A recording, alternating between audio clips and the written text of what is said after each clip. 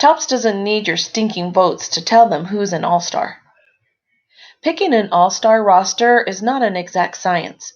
In any given year over the decades, you've had a mix of fans, players, managers, writers, and probably other sorts of beings figuring into the mix, and each brings a different viewpoint about what constitutes an all-star. Is he the guy who's been good or great over the course of a few years? Is he the guy who tore up the league from April to June? Is he the old guy who everybody thought was done but showed new signs of life with a new team? Or is he a living legend who deserves one last Midsummer Classic appearance in deference to his sustained greatness? The answer, of course, is yes and no. Depends on who you are, where you are, and when you are. One thing you can count on is that when it comes to all-stars, there's always going to be disagreements, and those tiffs don't just go between you and your baseball buddies. No, even luminary organizations like Topps will disagree with the final All-Star selections. The difference between Topps and you and me is that Topps can do something about it. As evidence, I present 11 Topps All-Star cards from the 1980s, featuring guys who didn't actually make the All-Star team the year before. Thanks to Topps, though, they'll always be cardboard All-Stars. 1983 Topps All-Star, Pete Vukovich. At 6'4" and 215 pounds, with a hellish mustache straight out of, well, hell, Pete Vukovich looked like a bona fide beast on the mound. And for a few seasons, he actually was a beast on the mound, or close to it.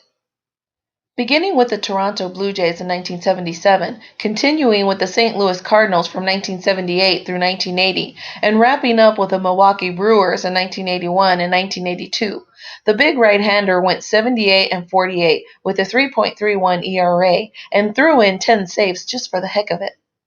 His 18-6 record in 1982 earned him a Cy Young Award and helped the Brewers get all the way to the World Series before the Cards took them down in 7 games. Vukovich's accolades and success didn't land him an all-star berth, though, not ever. Still, Topps couldn't resist his charms and granted him some midsummer cardboard in 1983. 1983 Topps All-Star, Larry Gurr. Now, Larry Gurr did make an all-star team, once, in 1980. And for that, Topps honored the Kansas City Royals lefty with an appropriate all-star banner on his 1981 card. In 1982, Larry stayed home all summer, or at least during the All-Star game. And yet, there he is with his very starry 1983 All-Topps All-Star. I don't know. Maybe Topps was confused because he won 18 games in 1982, same as when he was an All-Star in 1980. 1984 Topps All-Star, Johnny Ray. By 1984, Pittsburgh Pirates second baseman was an up-and-coming young player who had never made an All-Star roster. He had, however, made an All-Star baseball card appearance thanks to the 1984 Topps issue. Maybe Topps just wanted to squeeze in another card of a man who was sort of the man in Pittsburgh after Dave Parker left and before Barry Bonds arrived. Or maybe they were just testing their prognosticating skills in advance of the rookie extravaganza Bowman relaunched later in the decade. Because wouldn't you know it, Johnny Ray finally became an All-Star in 1988 with the California Angels. 1985 Topps All-Star, Jeff Leonard. Jeffrey Leonard was sort of the poor man's Dick Allen or Albert Bell, a slugger with occasional attitude issues. Only Leonard wasn't all that sluggerish, and he also came with a side order of Pittsburgh drug trails. Still, as San Francisco Giants of the mid-1980s went, Jeffrey and his yearly 21 dingers was monstrous. He also made the All-Star cut twice, with San Fran in 1987 and with Seattle Mariners in 1989, but not 1984. So yeah, Topps gave him an All-Star card in 1985. Prognosticating again. 1985 Topps All-Star, Bob Knepper. Bob Knepper made the National League All-Star team as a member of the Houston Astros in 1981. Topps didn't give him an All-Star card in 1982. Bob Knepper made the National League All-Star team as a member of the Houston Astros in 1988. Topps didn't give him an All-Star card in 1989. In 1984, Bob Knepper finished tied for 4th in the National League with 3 shutouts. He didn't make the All-Star team. Naturally, Topps gave him an All-Star card in 1985. 1986 Topps All-Star, John Tudor. In 1985, John Tudor fronted the Cardinals' rotation as they pushed all the way to the National League pennant en route to the heartbreaking 7-game loss to the Royals in the World Series. He finished the year at 21-8 with a league-leading 10 shutouts, good enough for second place in the Cy Young vote, but not good enough for the All-Star selection.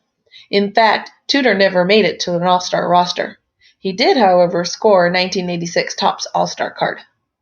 1987 Topps All-Star, Tony Bernazard. In 1986, Tony Bernazard turned in a career year for the Cleveland Indians. The diminutive switch-hitting second baseman clocked 17 homers, drove in 73 runs, scored 88 of his own, and stole 17 bases. All of that amounted to a 3.0 WAR, but wasn't good enough to make the American League All-Star roster. Topps liked what they saw plenty, though, enough in fact to grant Bernazard his only All-Star card. 1988 Topps All-Star, Shane Raley. Shane Raley is what you might call a professional pitcher, clicking along with about 10 wins a year and an ERA around 4. He even threw a few saves here and there, finishing with 40 over his 12-year career. Overall, Raleigh went 111-18 with a 4.02 ERA with the Seattle Mariners, New York Yankees, Philadelphia Phillies, and Minnesota Twins. Along the way, Raleigh posted a few winning campaigns, including 1986 when he went 11-7 for the Phils and made his only All-Star cut. For that, Topps honored Raleigh with an All-Star card, but not until 1988. 1989 Topps All-Star, Kirk Gibson. Collusion clubbed Kirk Gibson in both knees after the 1985 season, but he landed on his feet with the Los Angeles Dodgers in 1988. That season, Gibson helped lead LA to a National League West title, a performance that eventually earned him the National League Most Valuable Player honors. Before he could collect that hardware, though, the Dodgers downed the New York Mets in the National League Championship Series to set up the World Series row with the mighty Bash Brothers version of the Oakland A's. That's when Gibson went all Roy Hobbs on us, hobbling off the bench to smack the walk-off home run that handed Game 1 to the Dodgers. They would eventually take the whole thing in a relatively uneventful, other than Gibson's heroics, 5-game series. But for all the legendary footsteps Gibson laid down that season, he didn't make the National League All-Star team. No matter, though, because he made the Topps All-Star team, and he landed a 1989 All-Star card. So there. 1990 Topps All-Star, Jeffballard. What has 41 career wins, 18-1 season, and a negative 1.0 career WAR, a few Cy Young votes, and no All-Star appearances, and one All-Star card? Well, considering you're in the 1990s Topps All-Star Jeffballard selection of this post, it should be no surprise that answer is Jeffballard. In 1989, the 25-year-old left-hander posted an 18-8 mark to deliver the Baltimore Orioles from the land of historically bad teams, where they dwelt in 1988, to the realm of mere also-rans. Outside of that one shining season, Ballard's record of 23-45 over 6 years, including 2 comeback campaigns with the Pittsburgh Pirates in the early 1990s.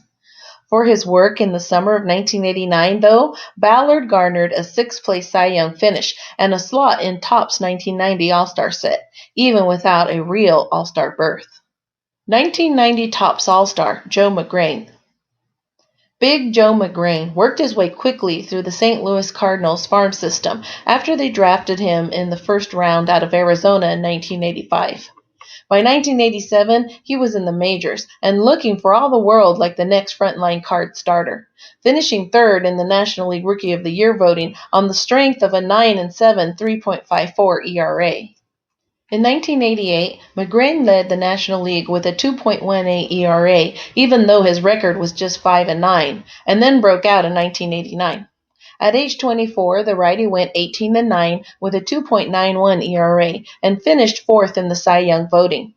He didn't, however, make the All-Star team, at least until the next spring when Topps included him in their 1990 All-Star subset. McGrane's on-field fortunes took a downward turn from there, and his 10-17 record in 1990 marked the last time he reached double-digit victories. After stints with the California Angels and the Chicago White Sox, McGrane retired in 1996 with a 57 and 67 record and a 3.18 lifetime ERA over 8 seasons. Of course, since then, McGrane has enjoyed a successful run as an analyst for Major League Baseball Network, so the game has apparently treated him well overall. And hey, he'll always have those cardboard all-star bragging rights. Like our video? Then like our video and subscribe to our channel. waxpackgods.com